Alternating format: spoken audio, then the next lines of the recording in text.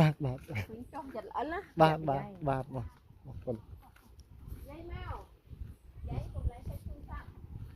នេះគឺជាផ្លូវចុះបាទចុះពីប្រាសាទភ្នំអាខេងទៅខាងក្រោមវិញបាទផ្លូវចម្រាក់ភ្នំ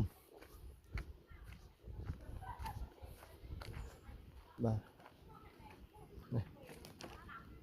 បាទផ្លូវចម្រាក់ភ្នំ